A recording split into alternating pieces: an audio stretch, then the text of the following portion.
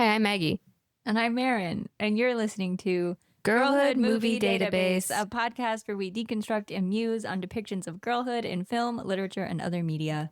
A feminist celebration of pop culture, the audacity of youth, and the ways we grow away from and into our bodies, beliefs, and dreams for ourselves and each other. And today we are discussing My Old Ass.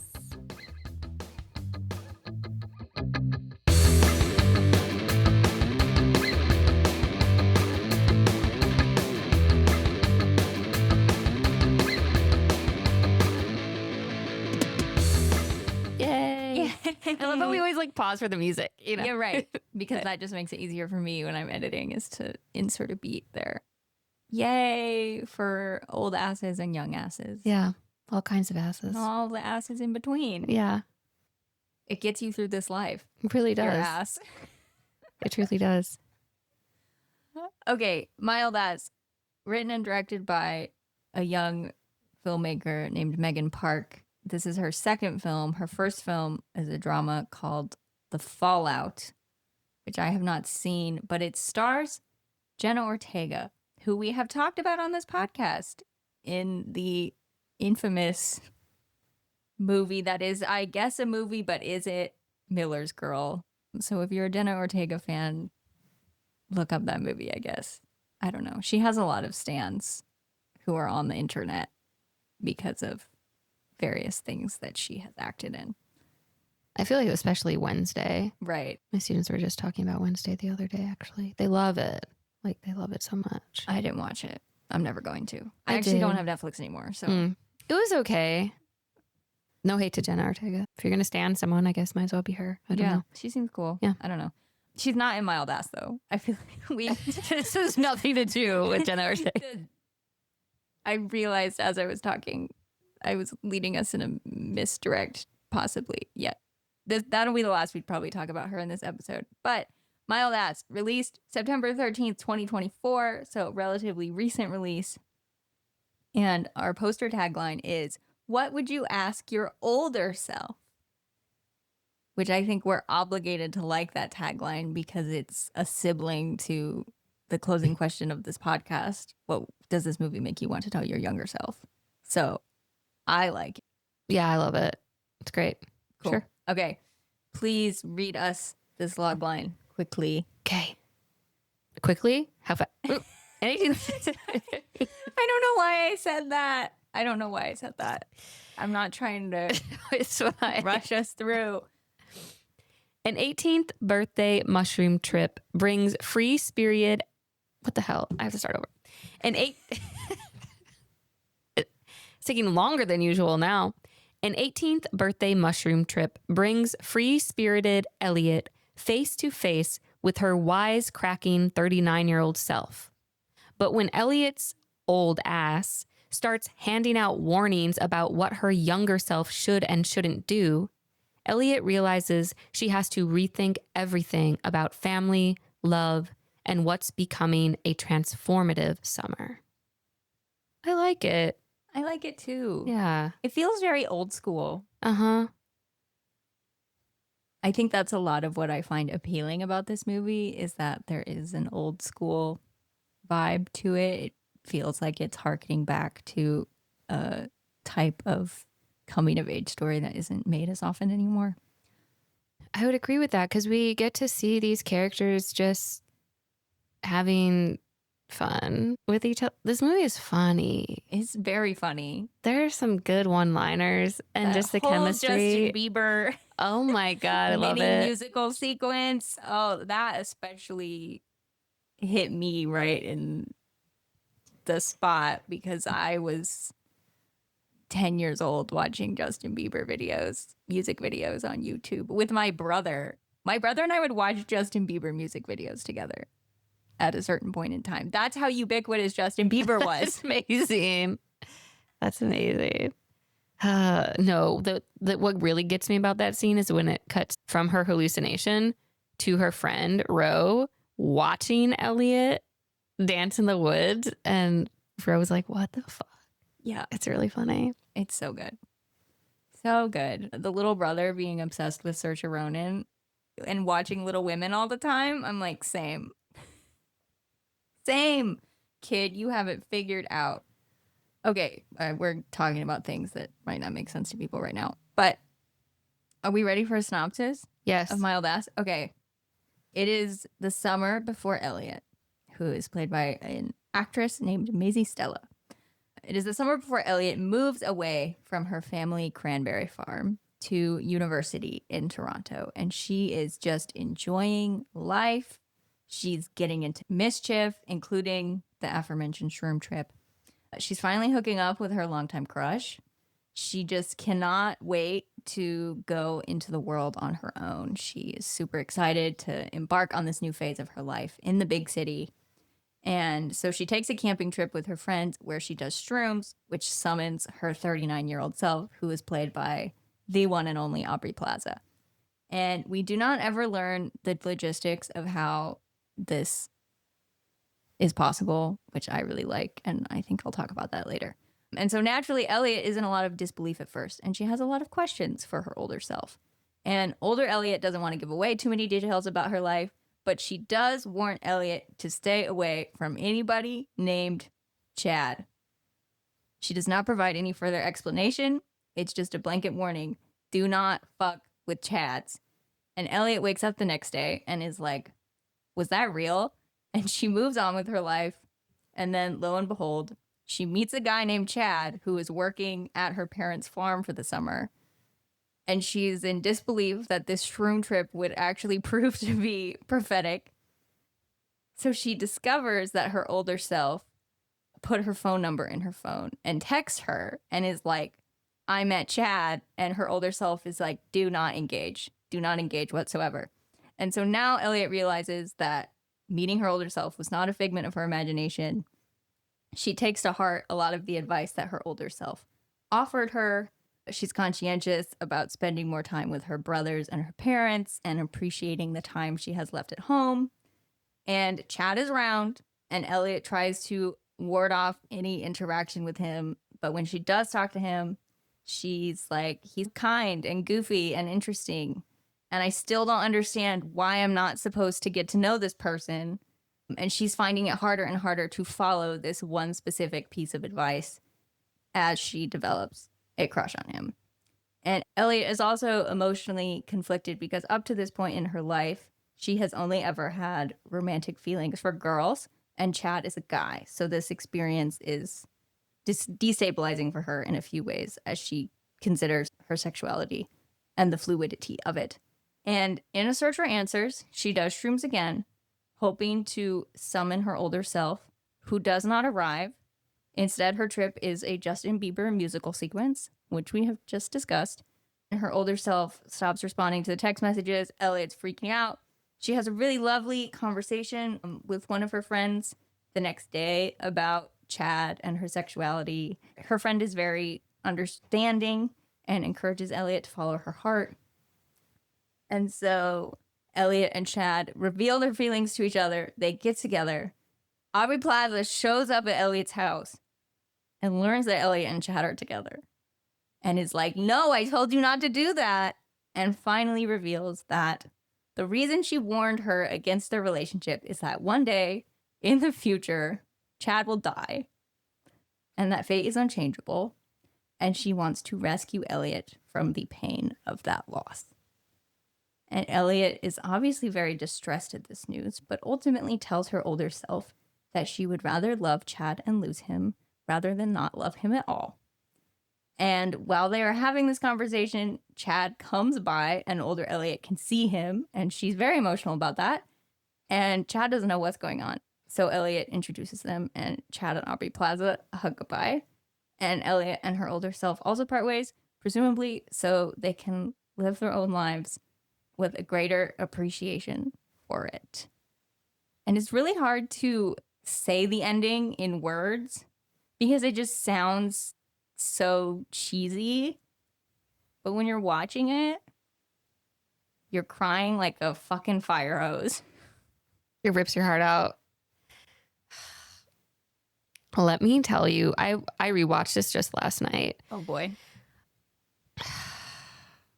Watching it the second time, was actually even sadder because you know what's coming. Mhm. So instead of just crying towards the end, I cried for half of the movie pretty much. It's so well done beginning to end, from the cinematography to everything is A plus movie. I have no notes. It looks gorgeous. I don't think I've ever seen a movie that has made me want to go to a lake so badly as this movie, because it was shot on location in Canada. I can't remember the name of the lake. This movie is super Canadian. The dad's Canadian accent is so strong. And the production design of their house, and it's so cozy and it's so beautiful and it's so tranquil, and it feels like this ideal version of what a childhood could be, this setting.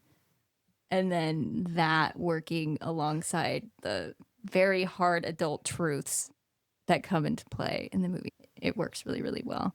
So you picked this movie for us to talk about. Do you have a specific origin story you want to share? I mean, I watched it. I can't remember when I watched it, but when I first watched it, I watched it with my partner, and we were both like crying at the end of it. And when I was watching it, what struck me about, I mean, and we'll get into it, but like this movie feels, it is the closest any film has ever gotten to being representative of my own sort of coming of age. Not necessarily in the specific storyline. Obviously, there are fantastical elements that did not happen for me either. But I was really struck by the landscape because it's so similar to northern Wisconsin. And the lake that they're at is sort of, I would consider it in the Great Lakes region. It's not a Great Lake that they're on, but it's off of a lake that's attached to a Great Lake. And there are so many cranberry farms in northern Wisconsin, and going up there and canoeing to different campsites, like when they took the boat and canoed to that campsite, did that in the summers. They had a motorized boat though. And so when I first watched it, it was like twofold: the emotional resonance of the storyline itself, and then the nostalgia for this landscape that I miss so much. It's lovely. I heard of this movie when it was released in theaters, and I missed it. And I remember it getting really good reviews, and I was in Arizona right after it had come out, and I was there with visiting my friend Yana. The main event of my visit was to go to a Casey Musgraves concert together, which was on a Friday evening, and I had arrived on a Thursday evening, so we had all of Friday together to just hang out. And because we're both adults, she was like, "I'm sorry, I have all these errands I need to do, so can we just like run errands?" And so we were at this kind of outdoor mall, because it's Arizona, so everything is outside, which is very different for me to experience. So it's a mall, but when you're walking between the stores, you're outside. You're not in one giant building.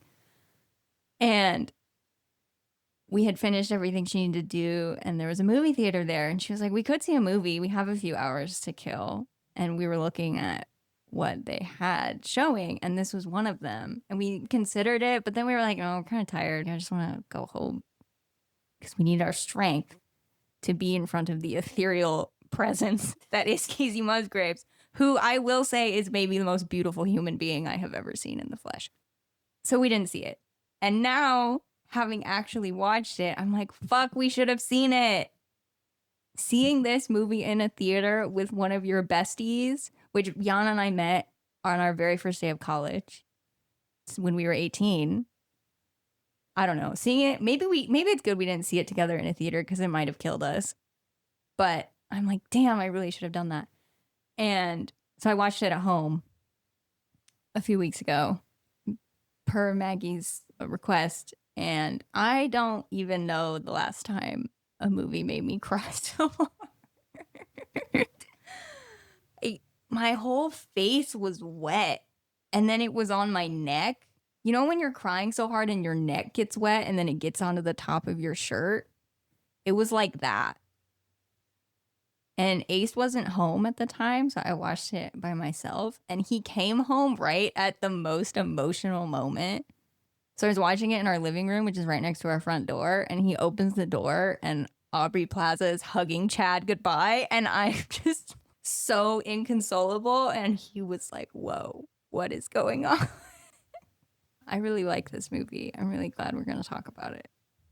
On my second watch, I actually, like, a sob actually escaped from me. It wasn't even just silent movie tears. Like, oh no, I was fully... I was like crying. Yeah. Yeah. It was bad in the sense that it was just so intense. And I was smart. I watched it right before I went to bed. So that way I could just sleep it off. I've talked about that before. I made that mistake with Portrait of a Lady on Fire. I rewatched it in the morning and then I had to sit with it the rest of the day and be emotionally comatose. And I was like, I'm not making that mistake with this movie because everybody I know who likes this movie was like, it will fuck you up. And as I was watching, I was like, how is this going to fuck me up that bad? I mean, yeah, like the scene where she talks to her mom, that made me tear up because it's just really sweet. And it just makes you think about when you used to live at home with your mom, you know? But then the ending, I was like, oh no, I can't do this. Yeah. I can't do this. But I think this was a really good movie for me to watch because I'm really afraid of death. And I'm especially afraid of my partner dying. I think about it probably way more than is healthy. This is so relatable. And so being confronted with that in a movie in this way, I was like, oh boy, it was very cathartic. It gave me a lot to think about. Yeah. No, every time TJ leaves for a gig, I'm like, what if that's it? It's like, it's every single time, especially if he's driving. My partner's a musician.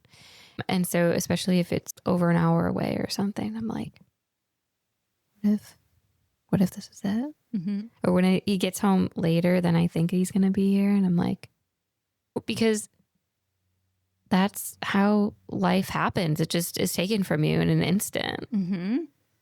This film like does such a great job of honoring love and the fear of losing it. I think so. And I'm just going to go here. I've always been really scared of death ever since I was a little kid. I have this super vivid memory of being young and we were having dinner at home and someone was over for dinner. And I don't remember who it was, but they were an adult. And they were talking about someone that my dad had grown up with, some family. And there was one of these kids that died really suddenly. He died in his sleep as a young child. And then that night, when my mom was saying goodnight to me, I was like, I'm scared to go to sleep because what if I die like that kid? And my mom... Sorry, I don't mean to laugh. Like, I just imagine your mom being like, what the hell do I say? And so she did what I think she should have done is she lied and was like, that's not going to happen to you. She can't for sure prove that that's not going to happen to me. She can't know that. But it's probably not. And so the thing that you need to say to me in that moment is that's not going to happen to you. And she was like, it's super rare for that kind of thing to happen. So the chance of that ever happening to you is very, very slim. But that has always stuck with me. And so I've always been really afraid of dying. And I think as I've gotten older, I've become less afraid of myself dying and more afraid of people I know and love dying. What really gets me about this movie is that Elliot is eventually given this information that this is what is going to happen to him and by extension to you. But she doesn't know when it's going to happen. She doesn't know how it's going to happen. And there's no way for Aubrey Plaza to convey to her what it is going to feel like. There's no way for Elliot to actually prepare for it. And she doesn't even try. And I think that shows a certain wisdom on her part, because sometimes I think this preoccupation I have with thinking about my partner dying, he's going to listen to this and be like, we need to talk about something. How often are you thinking about me dying? I think part of my preoccupation with thinking about someone like him dying is that I think if I think about it enough, then I can somehow prepare for it. And I won't be so emotionally blindsided when it actually happens. If it actually happens. I could go first. Who knows? Life keeps it interesting that way. But what I always have to tell myself is it's going to feel so horrible that there is no way for me to conceive of what it's going to feel like now because it hasn't happened yet. It is this entirely new emotion and experience that you can in no way prepare for because your life is demarcated by not having that experience yet and then having it. Same thing with a parent dying. Both my parents are still alive. I don't know what it's like to lose a parent. I've lived through pets dying. I also look at my dog practically every single day and think about the fact that one day she's going to die and that I'm going to have to be making choices about end of life care for her. And that's also going to be its own version of hell. But I have experienced the loss of a pet before. But this like loss of a dear human companion or a parent, it's unfathomable to me. And my brain wants to try to make it fathomable, but I can't. And so that's just a tension that I'm always living in. And weirdly, I think this movie about this 18-year-old doing shrooms and meeting her older self helped me make a little more peace with that. Just a teeny tiny bit. I will continue to be very neurotic and anxious about this, but just a teeny tiny bit of peace, I think this movie helped me find. Oh, that's good. I'm glad. It's hard to find peace about something like that. Something that's inevitable that you cannot prepare for. What a terrifying thing. Which realistically is like all of life. Every moment that we are living. I thought about this when you said that, now that you're older, as you get older, you probably think more about your partner dying than yourself. The fear is moving. I wouldn't necessarily say away, but it's just moving in a different way. That is the same for me. And I think that why that's happening is, for me, this fear that my own fear about myself dying is still related to my partner, in that they will have to watch me die. They will have to live with my death. I don't want to do that to the people that I love. You suddenly have like this understanding of your place in your own life and in the lives of others. You can examine it and you can get used to the feeling of it, but you can't make it go away. I have definitely in earnest asked Ace before, who would you rather goes first? And I think a lot of people have that conversation. Oh, yeah. Both options suck, but we're trying to rationalize it in this way that humans often do, but ultimately is futile.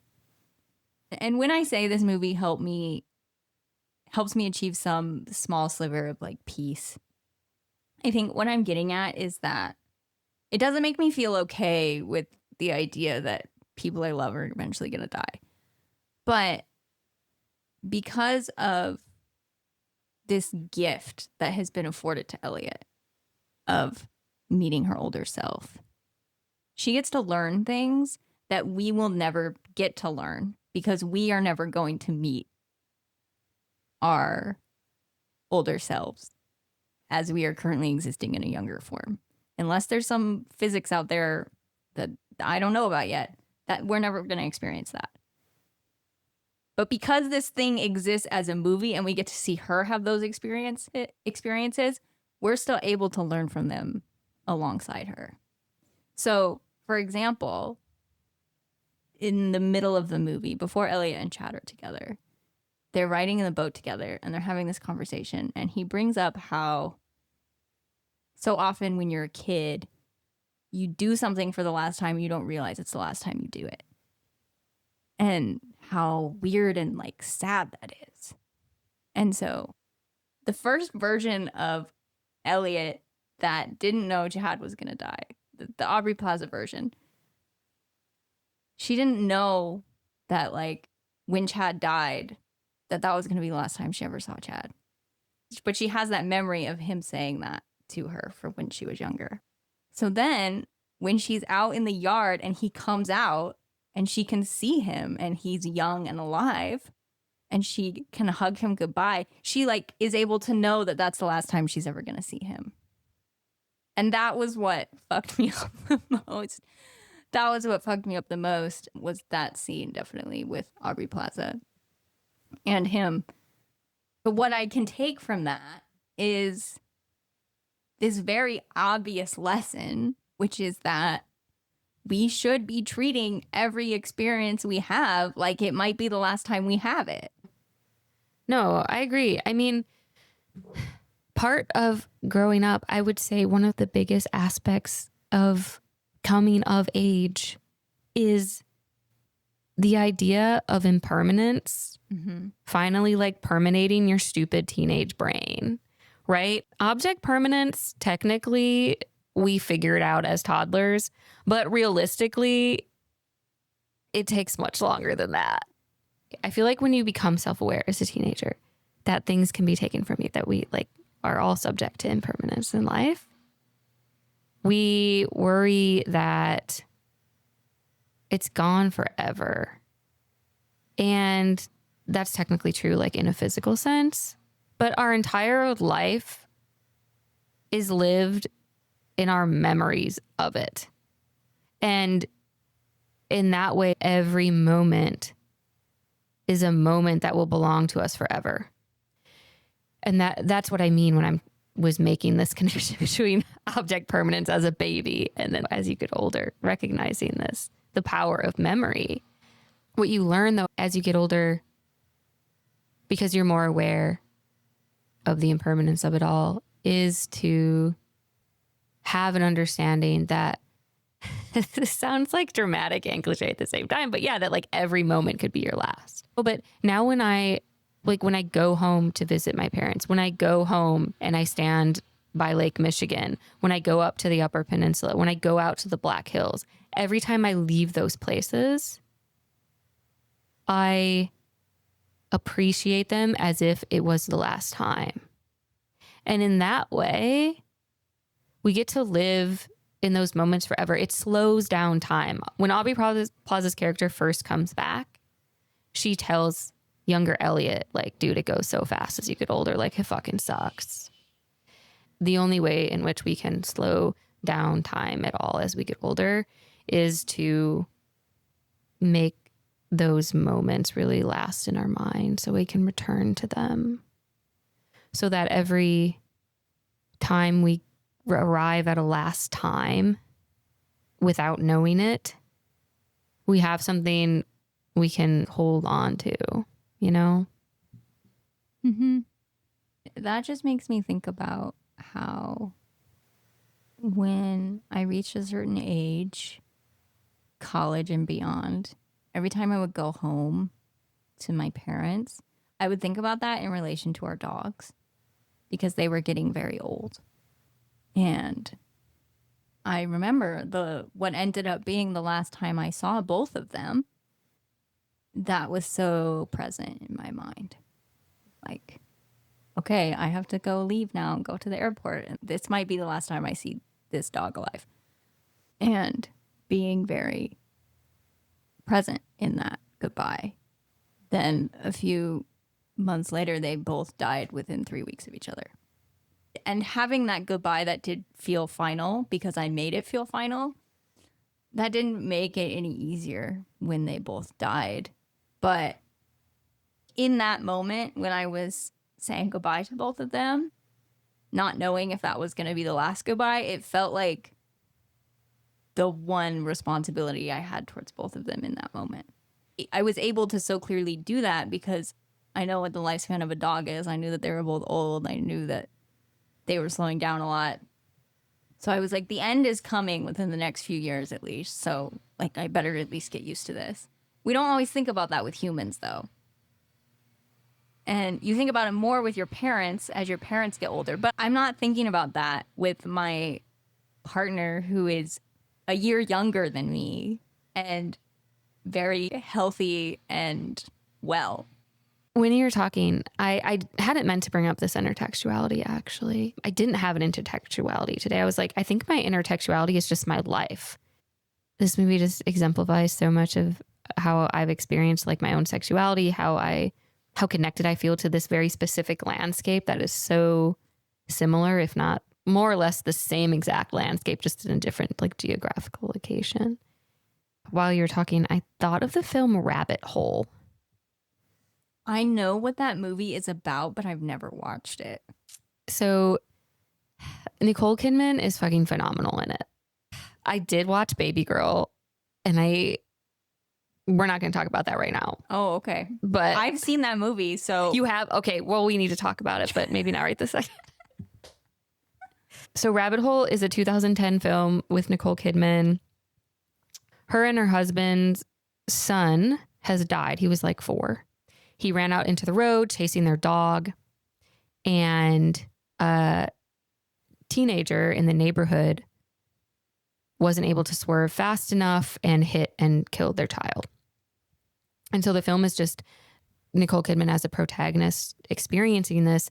And then she starts to have this connection with this teenager that killed her son. She reaches out to him and they start meeting in the park. And she, tells him like, I forgive you. It's not your fault.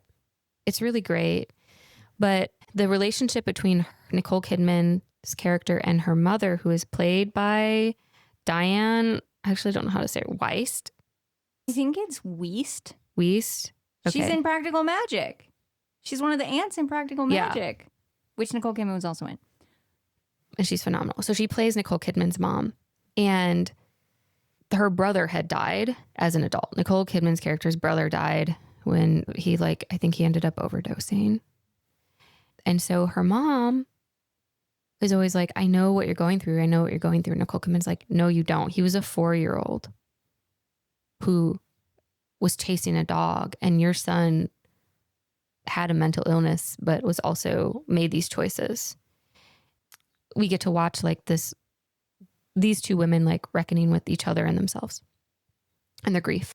And towards the more climatic part of the film, these two characters, these two women, are standing in the basement, looking at the deceased 4-year-old's things boxed up.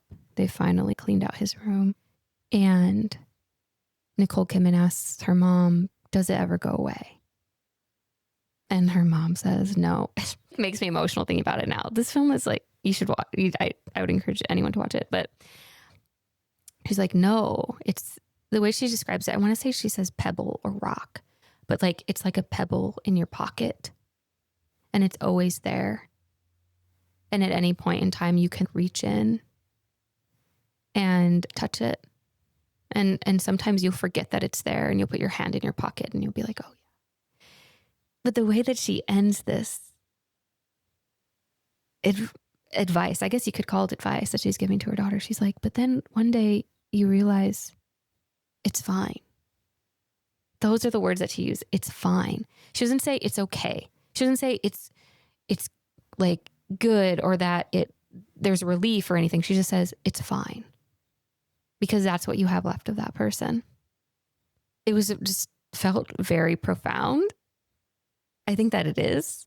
And I think that this film is doing a similar thing. Mm-hmm. And it's just telling us you have to accept grief and learn to live with it.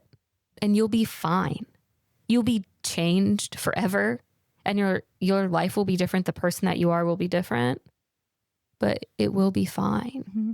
And I think that is one of the gifts that Elliot can receive within the gift of meeting her older self briefly is that she has proof that she is doing fine. She's getting her PhD. Yeah. Which that's maybe one of the funniest moments is when she's tripping and asks, okay, just tell me one thing really, really cool that we're doing. Please, I just want something good. And Aubrey Plaza's like, you're getting your PhD. And she's like, you mean I'm 39 and I'm still in fucking school? That makes me want to kill myself. And it's so good. But despite experiencing this loss, she can know that she will still have ambition and goals and passion. And at one point, Aubrey Plaza offhandedly mentions that she has a girlfriend. There are other lovers that she can connect with, and loving them doesn't take away the fact that she once loved this other person.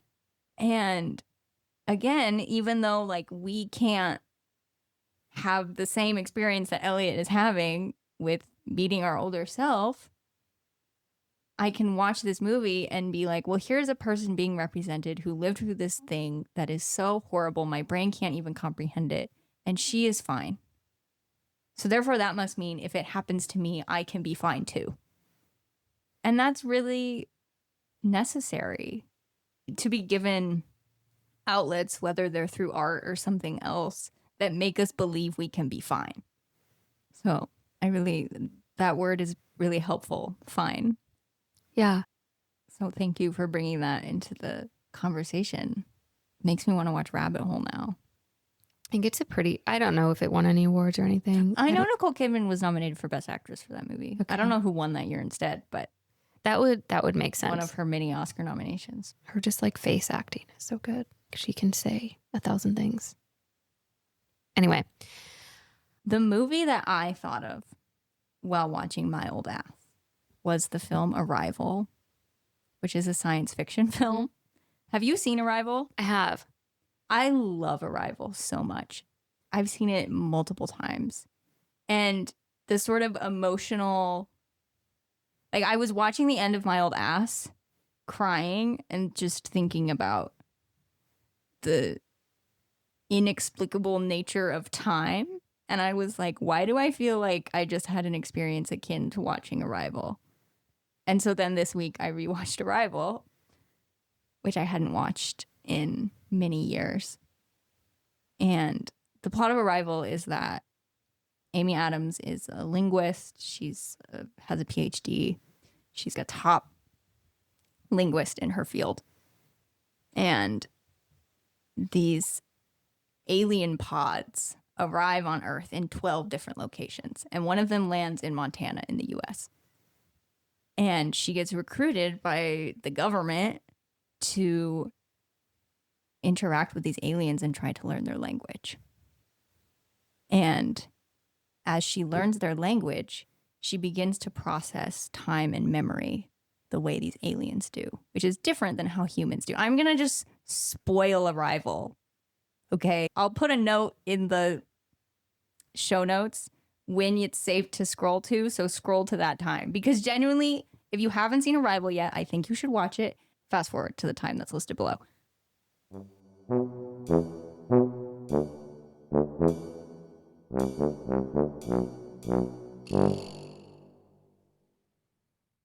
So as she learns this language, she begins to experience memory in this circular way, as opposed to a linear way.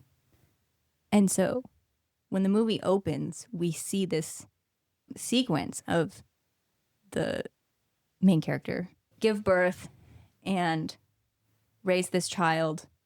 And then we see that the daughter dies when she's a teenager of some illness. And so we see all that before the aliens even arrive. So we think that because of the way the movie is structured, we think that is the experience that Amy Adams is bringing to meeting these aliens and trying to learn their language. And then as the movie continues, other interactions with this daughter are interspersed throughout the narrative. And we think that they are flashbacks to this time before the aliens came. And then eventually what we learn is that as she has learned this language, which does not process time and memory in a linear way, that she is actually seeing glimpses of her future. She's seeing these before she even fully understands what is happening. And so by the end of the movie, she realizes that she is going to have this child, that this child is going to die, and she's going to know that this child is going to die, and she's not going to tell her husband, and her husband's going to leave her because of it. And the movie ends with her like making this choice of these horrible things. This horrible grief is going to fall on me, but I'm going to live this life anyways because I have to believe that the love and joy I'm going to experience from being this child's mother is still going to be worth it, even though this child is going to be cruelly ripped from me too soon. Again, this movie makes me bawl my stupid little eyes out. And I thought about it just because of that element of knowing someone you love is going to die and not running away from that relationship or that loss. But I did think it was interesting how part of the element of Arrival is that her choice to have this child and know that this child is going to die and keep that to herself is ultimately what ruins her relationship with the child's father. There is this consequence to it. And we're not shown a lot about what happens there. We eventually see in these flashbacks that she's divorced, and the daughter asks a question and she says, "I told your father something he wasn't ready to hear." And it did make me think, though, about the ethical implications of knowing another person is going to die and providing or not providing them with that information. Because I was like, Elliot's just going to live now with Chad, knowing that he's going to die. And you can't just tell him, hey, by the way, you're going to die. I had this wild experience when I was tripping on shrooms, and now I know this. But that would also just be really hard to keep to yourself. And I think I may be sort of looking into a question that the movie's not that interested in asking, and I think it's okay that the movie's not interested in asking, but I am curious about my impulse to ask that question. So that's what I'm posing to you now, I suppose. I understand that there is nuance here that my response is ignoring, but also I feel like it's impossible to answer that question without giving a response that sort of ignores this nuance. Okay. Which is that, I mean, young Elliot doesn't know when or where he's going to die, but just that he is. That's true. That would have been true whether or not she would have met her old ass. I know that my partner is going to die. Yeah. We already know that. None of us know when, none of us know where. So like nothing has changed. She just knows that he's going to die first. That's a good point. And before she turns 39 years old. Right. And so what could she tell him? Yeah. She would tell him, you're going to die one day. And he would be like, you too. Yeah. This is tangential, but when I was really little, I wasn't that little. I was probably like 8. So my sister would have been like 5. I got mad at her and I did tell her that. I just looked at her and said, you're going to die today. And the way she tells the story now, I can't remember if I've told this on this podcast before. I don't think so. I don't know why I would have. But the way she tells the story now is she's just like, yeah, and you were my older sister, so I just believed everything you told me. And I went to sleep hoping I would just die in my sleep. So this little 5-year-old goes to sleep. He's like, well, I guess I'm going to go die now. And then like wakes up and it's like, wow, I've risen.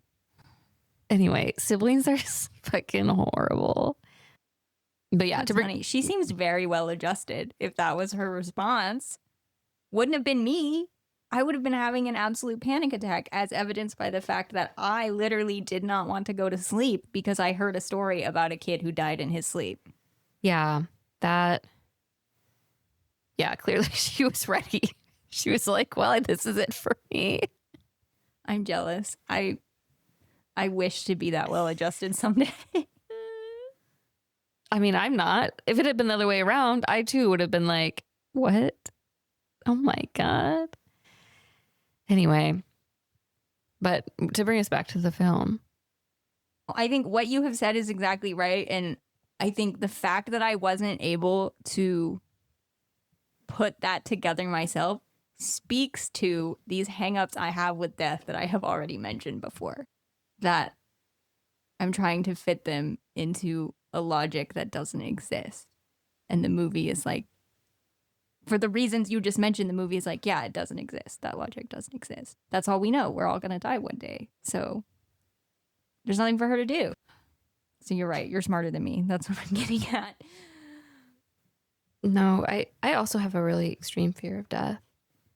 Especially when on the cusp of turning 25, when I was like, I actually don't believe in God.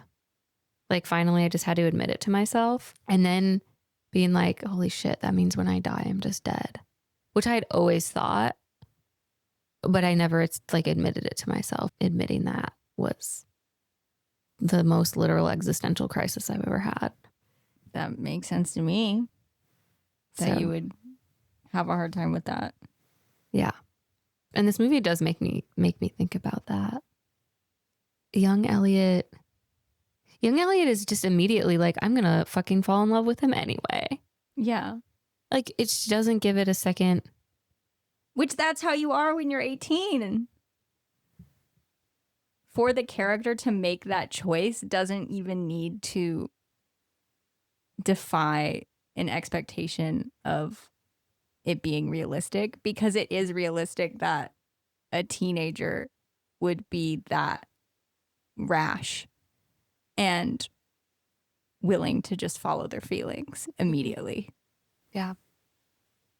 And she's right too, because I mean, she says to her old ass, she's like, if I just lived my life not doing things because something bad might happen, this is not verbatim at all. She's like, I would never do anything.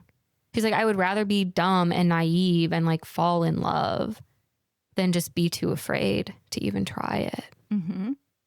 And then when Aubrey Plaza's character, older Elliot, she leaves young Elliot this final voice message where she says, loving Chad is a gift and being loved by him. I'm going to cry now just repeating these words. This movie made me cry over some fucker named Chad. It's honestly good advice to just like avoid people named Chad, I feel like, culturally. That felt like a joke that the movie was making without explicitly making it. Agreed. Also. Yeah. But yeah, she's like, no, being loved by him is a gift, and you were right. And so the way this film like honors the audacity of youth is so fucking in line with everything that I believe in. Yeah, that's a great way to put it. And also, the Chad in this movie is not a little fucker. He seems like a lovely person. No, and if you wonderful. know a Chad in your life who's lovely, I'm really happy for you. But I do have a bias against Chads that the culture has instilled in me. And I've only ever met one Chad, and he's horrible. There you go. So, The only other Chad I know of in my life is Chad Michael Murray, who played a lot of douchey characters on TV shows I watched when I was a tween. Don't know what he's doing now, but he's the archetypal Chad for me. Something else I really appreciate about this movie, and this goes with what you're saying about how it's celebrating the audacity of youth and all these things, is I was envisioning the shitty Netflix original version of this movie and what it would be like. And I think it would be probably, or there's a version of this movie that is really hyper focused on explaining how old Elliot is able to meet young Elliot. And then the bulk of the movie would be like now that you two have met, like, you fucked up time as we know it, and there needs to be a mission to, like, get older Elliot back to her world and you back to your world, and the two can never meet again. And there would still probably be a, like, love interest on the side, because of course there would be, but it wouldn't be of substance. And I just really enjoy the movie having the balls, for lack of a better term, to be like, she did a shroom trip, this thing somehow happened, they can text each other, it just is what it is. It's in service of this deeper emotional arc. It's the plot necessity to make that emotional engine go. And so I'm not going to waste all these details on making the logic of this apparent. Instead, I'm going to make the emotional engine be as true as possible. And I think that is a really smart impulse that Megan Park has as a writer, because I think a lesser version of this movie would be much more obsessed with making us believe that it can logically make sense for these two people to meet, even though they're the same person. Yeah, when we don't care, like, could not care less. And along with that, thinking, like, imagining a lesser version of this movie, it would also totally fucking ruin young Elliot's understanding of her own sexuality. It would have spent so much fucking time. It would have just raked her over the coals in some way, would have had, like, her friends turn on her or something. And so we just get this one little conversation, you know, and I'm not saying the conversation was not of consequence. I just mean, like, it was just a casual conversation between her and her friend saying, I'm a little confused about this. I love that scene so much when the two of them are having breakfast and Elliot brings that up, because you can feel the closeness and camaraderie between these two people and how much they trust each other. But you can also feel at the same time that Elliot is nervous bringing this up. And it is a moment of real vulnerability for her to be like, I guess I'm not who I thought I was. And her friend is just really normal, but still supportive. Mm-hmm. But she's mostly just really normal. And I loved that scene a lot. Yeah. Elliot's like, I don't know. I thought I only liked women. I thought that's who I was into. And when Ro, I think that's her friend's name, when Ro is like, calls Elliot straight as a joke, Elliot's like, no, I don't know. It's just so funny and relatable. And I will say, I hate bringing up random people on the internet, because usually random people on the internet are not good people to listen to. But I did have a thought while watching this movie, which is not a thought that I have, and it's based on our conversation so far. I don't think it's a thought you have, but I was like, I bet people on the internet are mad about the way sexuality is being depicted in this movie. And it did not take me long to find said angry people. And again, these are just samplings of things I could find on, like, social media, essentially.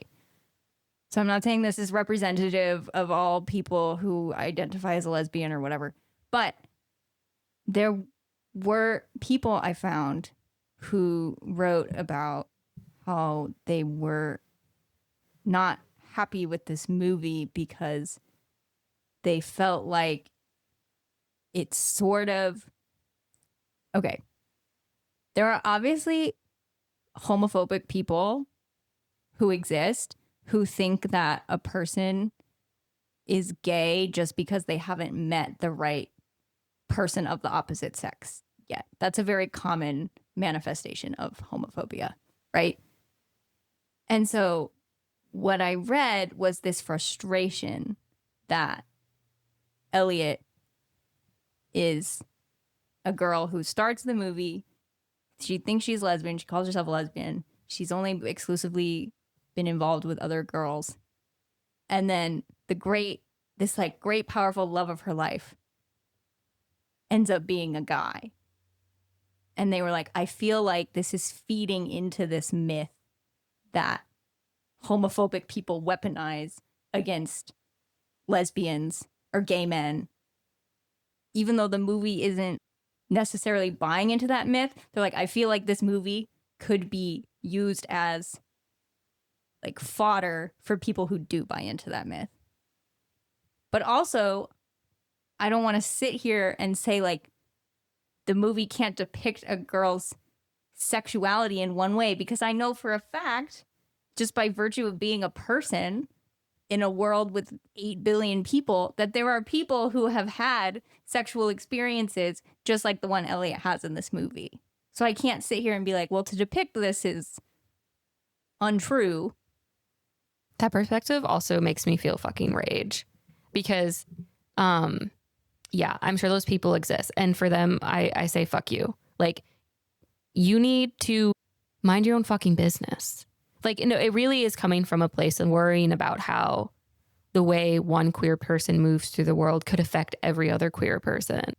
It's nobody's responsibility to carry the weight of an entire identity of people. And also nobody has the right to say you should be doing queerness differently. If you're worried that this film undermines aspects of queerness because of what the people that want to oppress the queer community might think, then you want everyone making, it's like you can't get out of it. It might be even a paradox. Like, you want movies representing the queer experience, but you also want to make sure that those movies are representing that experience in a way that is palatable to homophobes. Yeah. Like, shut the fuck up. Because I did not have any of these like reservations while watching this movie. Warrington, I'm also not a lesbian, but because I felt like in a world that is very reliant on labels and binaries, in some ways, and this is purely speculation, in some ways I feel like living the experience that Elliot has could maybe be more confusing than realizing you're only attracted to women. Because the world is so obsessed with, are you straight? Are you gay?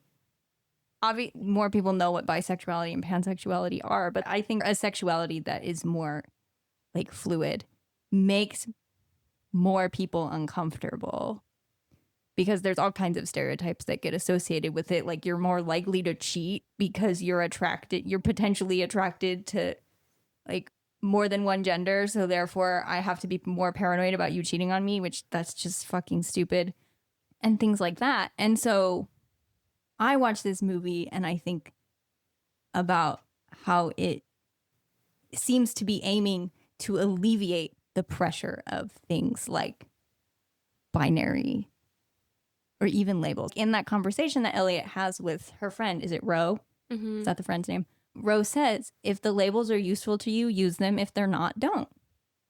And I've reached I've reached a point in my life where I just am like, do whatever the fuck you want. It's none of my fucking business what you're doing, who you are. If I'm just going to be in a relationship with you, I'm going to accept you for who you are. And that's cool with me. I've never felt super strongly about labels, and the only label that I feel very strongly towards applying to myself is introvert. That's really the only one. I'm like, that one is very useful and important to me, is that I am an introvert. But I know there are people who are extroverts, and there's people who occupy this middle space that is the ambiverse. And that's just not me. But the rest of it, I'm like, whatever. And so I think the fact that the movie is speaking to this experience that is about learning to be untethered from a binary and whatnot, I can imagine being really illuminating for particularly younger people who are watching this movie, who are near Elliot's age. Because yes, the movie could have stated from the beginning just made Elliot bisexual or pansexual or something instead of she identifies as a lesbian. And then maybe people wouldn't be mad. I don't know. But I think something that you need to learn, and this you're learning it over and over and over through the course of your life, is that just because you are one way at one point in your life does not mean you are always going to be that way. Maybe in 10 years, I won't be an introvert anymore. I don't know. That could happen. And I think depicting a young person realizing that I am not always going to be the person I once was is a good, evergreen, timeless lesson for a movie to be imparting. Yeah, no, well said. I agree. And now that I've come down off of my rant a little bit, I really got mad. That argument makes me really mad because it's biphobic. Like biphobia is like a real thing. And it does make me really mad because I hate it when the people like that are supposed to be like the ones supporting their own community are the ones telling their community how to make art because they're afraid of what the horrible people will think. Like, guess what? It's not going to make them more homophobic. They already suck. It's something that makes me really mad. And it's something that I've experienced. Right. So that's why it makes me so mad. And it's something I've written a lot about. But I love this, when you were talking about that, specifically that line where Rose says that, you know, if labels work, use them. If they don't. And I feel like this is a little pretentious. But I wrote an essay called Safe Word, where I was, the essay is like sort of about this idea of like labels and like how they can fail us and how they can be detrimental at some point if they don't end up serving our identity in the way that we need them to. And because I think that if you get too obsessed with identifying yourself in the right way to ensure that people outside of or like beyond the scope of that identity or the communities in which that identity can thrive so that those others, right? I shouldn't say others, I guess, but I don't care. I can call like homophobic and like horrible people like others. They deserve to be othered. Fuck them. So that they're not uncomfortable or whatever.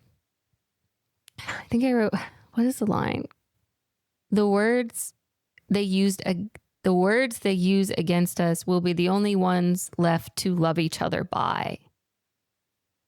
So we end up being stuck in this paradox where we don't use certain language, we don't represent certain experiences because it might feed into a narrative that they've already, you know, the others, the homophobes, the horrible people, the bigots, that's the word I'm looking for, that the bigots are already using. But those are also the words that we use to love each other by. We show each other love by representing each other's experiences. And I don't know. I don't know if I'm like going anywhere with that, but I have a lot of feelings about it, I guess. I mean, I figured I knew you would. And now as I say that, it feels like I was goading you to get angry, which was not my intention. But I was watching this movie and I was like, I know how people on the internet can be with just expressing rage about every little thing. So you can watch any movie literally in the world and you can find someone expressing rage towards that movie. Sometimes it's justified, sometimes it's not. Sometimes it creates useful dialogue, sometimes it doesn't. But I felt like it would be really apparent if we didn't talk about it. So that was why I wanted to talk about it personally. I think too, and obviously this is anecdotal evidence,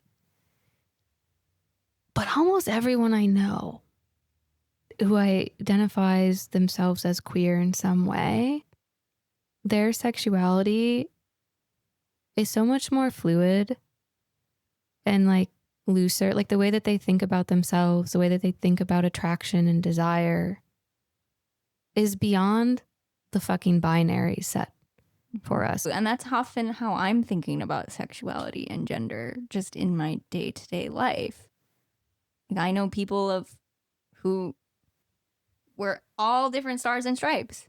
And I'm like, that's cool. And some of them have specific, pronouns they want to go by, and I'm going to respect that. Absolutely. Some people are more cool with whatever, and that's cool.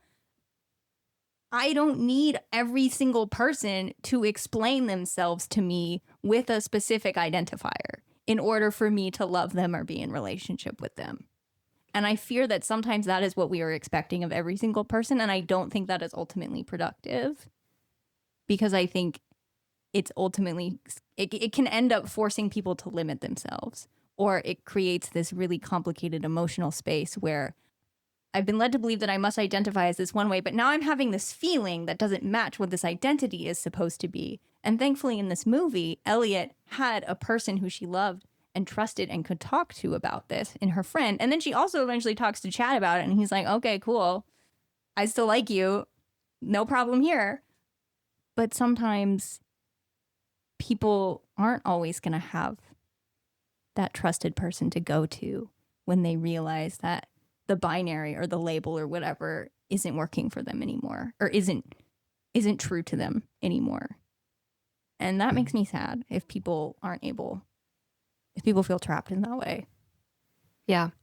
I mean, and we also have to allow those labels to mean whatever they mean to that person identifying in that way. If that is the identity you most align with, if that is how you see yourself, you get to do that and then explore other sexual experiences. Exactly. Yeah. And I think, to quote Tim Walz, I think if you're spending so much time fixated on how another person is labeling their sexuality or their gender or whatever, and it's causing you to actually froth at the mouth in rage that a person who identifies as a lesbian would dare to have sex with a man sometimes, you're weird. You're weird. Yeah. That's what sorry, it took me a long while to get there, but you are weird to be so obsessed with who other people are fucking, or who they want to fuck, or who they want to kiss or hold hands with or marry or whatever. I just think it's weird to be putting so much mental effort into being mad at hypothetical people you don't know. I love that. I love that rant. No, it was really good. Because I knew it was leading up to the weird. And I was like, yeah, it's fucking weird, dude. It's fucking weird to meet someone and be like, so who have you fucked? Yeah. What? Okay. Or to be like, I don't want to date you because you identify as this way, or don't identify as this way. So I personally found it pretty refreshing that the movie occupies in this fluid space.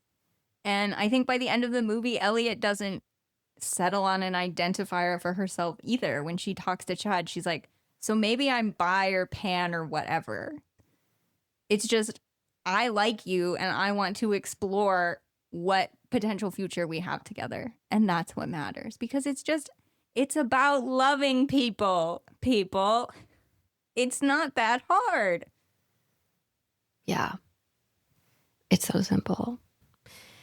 At the core of it, this instinct to want to cater to our oppressors, that's what I'm talking about, which is that kind of identity politics where it's like, well, don't say anything bad about Kamala because she could be our first woman of color president, like our first president that is a woman, and that is a woman of color specific, right? And it's like, well, she's still a person, and I don't agree with all of the things. Like, this is how we become ineffectual in social justice spaces. It's how you end up with the fucking Democrats.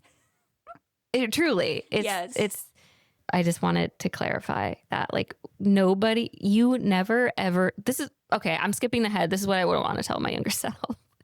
No, I think that's a good place for us to go. Is that don't let anyone tell you that you have to cater your art, or even just the way that you dress, the way that you speak, the way that you are, the way that you want to be. If you want to overexert your own femininity in this very hyper feminine way, that doesn't make you a tool of the fucking patriarchy.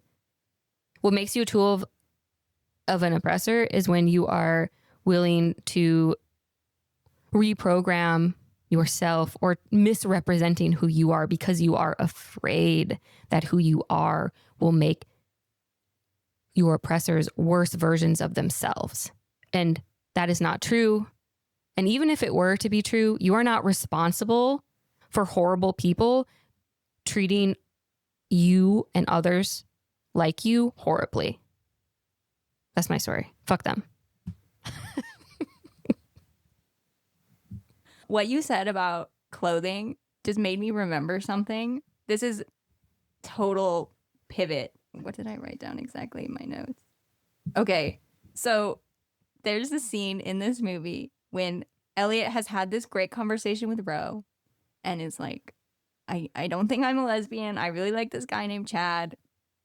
And then later, Elliot introduces her friends to Chad. And her friends, they see the chemistry, they see the sparks. They're like, okay, we're going to go. Nice to meet you. And so Elliot and Chad go on this little boat ride. And we know that eventually this is probably going to culminate in them revealing their feelings to each other. And Elliot, I love her so much. She is wearing the ugliest shorts I have maybe ever seen in my life. They're really, really big, oversized shorts. And I think they're denim. And the way they fall is just, it's truly like modern art or something in denim short form. Because I didn't get it. But I was like, yeah, when you're 18 and you reveal your feelings to your crush while wearing the world's, what I think are the world's ugliest shorts, or there's shorts that you thought were cool when you're 18 and then 10 years later you're going to be like, ooh, maybe those were ugly. Or maybe not, and that's cool. That's really real. And I loved that the outfits throughout the movie really just felt very of this time. But it felt like an extension of Elliot's personality. She would wear those shorts. I wouldn't, and I find them kind of unholy looking. But she would wear them, and they're what's gonna give her the strength to tell this dude she has a crush on him. Do you know what shorts I'm talking about? Yeah, no, and I love them. Like, part of why I relate to this film so well is because I dressed a lot like Elliot when I was a teenager. And so to me, like, watching this, I'm like, man, you could tell me, besides the smartphones, you could tell me that this film was meant to be set in like 2001 and I would believe you. Like 2001, 2002, 2003. That's exactly the kind of shit that I was wearing. The way they talk feels very 2023, 2024 to me. Yeah. But otherwise, I think it's pretty timeless. Yeah. Yeah, no, dude, I would go to the thrift store and just find pants that were shorts. Very specifically, I wore like men's shorts with these little tiny tube tops. Or sometimes with just like a t-shirt. I really liked skinny jeans, but they weren't cool yet. Like I couldn't find them anywhere. So I would buy like the smallest like boot cut pants I could find, but they wouldn't even button up around my waist. And so then I would have to cut the sides so like that would fit on my waist. And then I would cut the boot cut and I would sew it up into skinny jeans. And my friends would make fun of me. And then a couple years later, everyone was wearing skinny jeans. And I was like, fuck you guys. And that, though, is the resourcefulness and live in the momentness that only a teenager can have. Yeah. So I'm not trying to be mean about Elliot's shorts. No, I was very endeared by them because I thought they were so ugly. Yeah. I mean, they are huge. They're so big. They're clown pants. Like, I love it. I love them. But that's what she wanted to wear to tell Chad that she liked him and that they gave her the strength she needed. You know, I can definitely think back to some stuff that I used to wear where now I am so embarrassed. You've already said one thing this movie makes you want to tell your younger self. Is there anything else you want to add? I don't know. I had some notes here. I think, but I'm not going to read most of them. But I'll just read like the last sentence that that I wrote, and it says that watching this movie makes me feel like just being in conversation with my younger self in the way that we do it on this podcast gives me back time, provides me with this impossibility, because I get to talk to her, even though I know that she's going to make the choices that she already makes. And I think ultimately, like, that's the grand metaphor. That's what makes this film so beautiful, is because if we could go back and tell our younger selves all of these things, our younger selves would not listen to most of it. And that's what makes us young. It's not listening to our own or anyone else's old ass. So, what about you?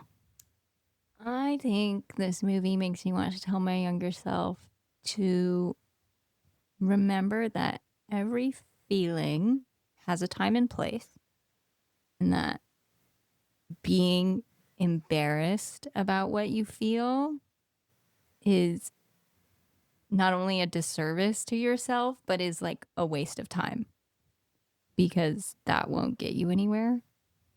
Because I still to an extent am this person. Truly being a young person and having a crush on someone, it was the most agonizing, embarrassing experience for me. I would not tell a single soul who I had a crush on, because the thought of that person finding out and them not feeling the same way seemed like the biggest humiliation that I could possibly face. But eventually I reached a point where it was like, I like this person too much to not, you know? And so when I talk about being embarrassed about how you feel, I'm thinking about it a lot in that way. And yeah, I think sometimes the beauty of having a feeling is that it is not easily definable or labeled. So live feeling forward. I like that. Thanks. That's all I got. Yeah. Really let a lot out there. Yeah, we've been going, but this was good. I'm glad we did this. Yeah, me too. Okay. Thank you everybody for listening. You know the drill. Subscribe on your podcast listening platform of choice. Turn on post notifications. That way you won't ever miss a new episode. If you would like to give us a rating, that is nice. We would appreciate that. That is very helpful. Maybe leave us a review. Thank you very much. You can follow me at _Saint_Margaret_. And eventually, you can also follow us on Instagram at Girlhood Movie Database. We're working on a rebrand right now, so depending on when you're listening to this, we might be active on there. We might not be. Right now, it is May 2025 that we're recording this. So you can email us at girlhoodmoviedatabase@gmail.com. Yeah. And next month, we are discussing... Do you want to say it or should I say it? You can say it. It's yours.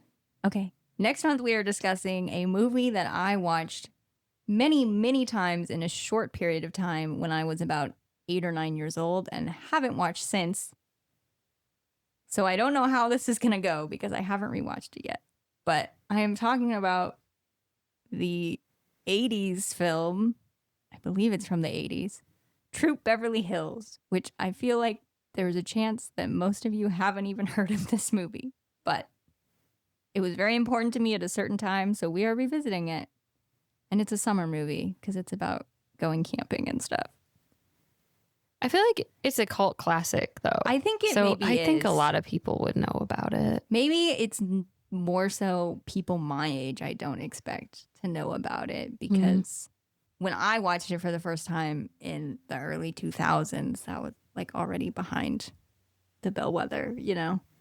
But it was a movie that my mom saw when it was in theaters or whatever, and she eventually showed it to me. Yeah. So I also probably haven't seen it around the same age that you were when you watched it. it'll be an experience. All right. Thank you so much. Go send some love to your old ass. Yeah. Or your young ass. Or both. Or any other consensual asses you know. Okay. See ya. Bye.